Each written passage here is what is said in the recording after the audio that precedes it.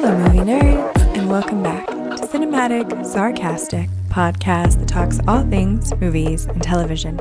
I'm Natalie, and I'm your host. On today's episode, we are going to talk about Companion. This is a new sci-fi horror film starring Sophie Thatcher and Jack Quaid. For anyone who is not familiar with this film, this is a movie about a character named Josh who gets himself a companion robot named Iris. He takes her to this secluded cabin, kind of in the middle of nowhere, and there is a twist to the story about why they are actually there. It's under the pretense of just sort of spending time with a few of his friends, but of course things go awry because of the true reason why they are there, and chaos ensues. There's a lot of stuff about this particular story that I can't really share here because I don't obviously want to give away too many or any spoilers for the film for anyone who is going to go see this one. Now, I will say I think I would have enjoyed Companion a lot better if I had seen this one prior to the several other robot-esque movies that have come out recently. Like, I think we had Megan that came out. There was some other one called Subservance with Megan Fox that recently has come out. A couple of other ones. There've been a lot of robot films lately, and I feel like at least with Companion, this one has an interesting story as far as why the robot kind of goes crazy and starts killing everyone. However, I do think it's just a little bit cliche at this point. I really liked a lot of the sort of unique elements to this one that they did give. I like the humanization of the robot. I think in a lot of the other ones, like, they look very realistic, but don't act very realistic. And the whole point of the companions in the movie Companion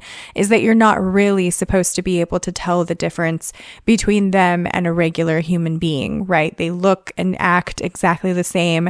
There's a little bit of difference between their movements on whether or not you can actually tell that they're a robot. But for the most part, I think that you wouldn't notice. I do think that there sort of is a little bit of an element of obviousness to some of the other characters of like who is or isn't a robot in the film.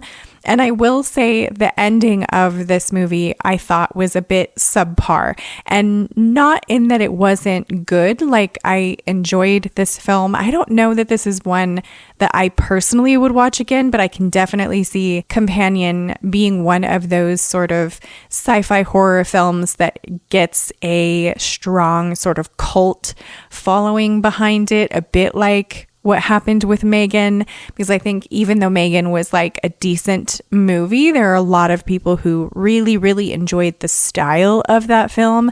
And I think they're doing another one because of it. So I can definitely see a lot of people really liking the way in which Companion is done, and for them to potentially, it's left open for them to potentially do a second one. I don't think I would be interested in like following this story any further. For me, it was just, it's one robot movie in a sea of robot movies. Like, I thought it was good. I thought it was worth seeing. I don't think I would see it again. I don't think I would be interested in watching if there was a sequel, for instance. The only part of this movie that I can really say was something that kind of bothered me, or that I thought was not done well, is that Iris, the robot, sustains this injury towards the end of the film that's like this big injury that sort of shuts her down or incapacitates her.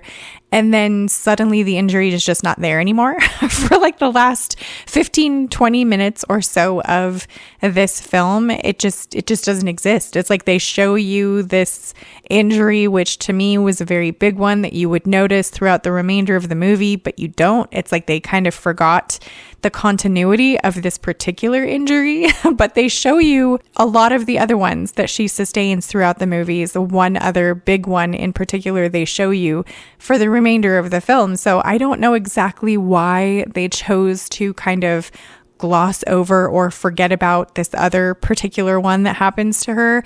It took me a little bit out of the story because of the way that in which it was done. It was like, oh, it was a big deal at the time of the injury, but then becomes not at all a big deal and she's totally fine and can just go about her day, right? Like, it just didn't seem quite right, or it didn't seem to make that much sense to me by the end of the film. And I wasn't the biggest fan of how the film ended just in general. It felt a little bit cheesy to me because I think the remainder of the movie was not quite that way. Like, it was mostly a pretty serious film, if it makes sense to say, like a robot murder movie was like a serious one, but it was one of those that took itself very seriously and was kind of on the more serious side. There were some humor elements to it, but it was a little bit more on the serious side. And then the ending of the film for me was just completely sort of corny and cheesy.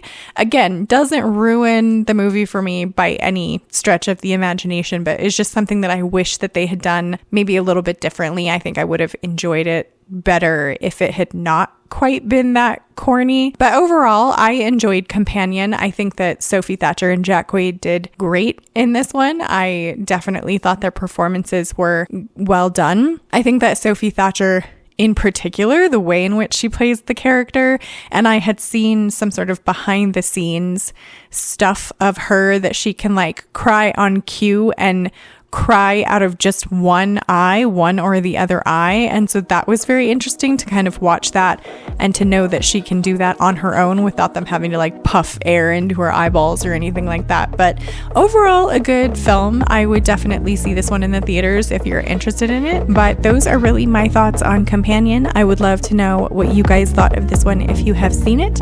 Subscribe to join the Movie Nerd family, and I hope to see you in the next episode.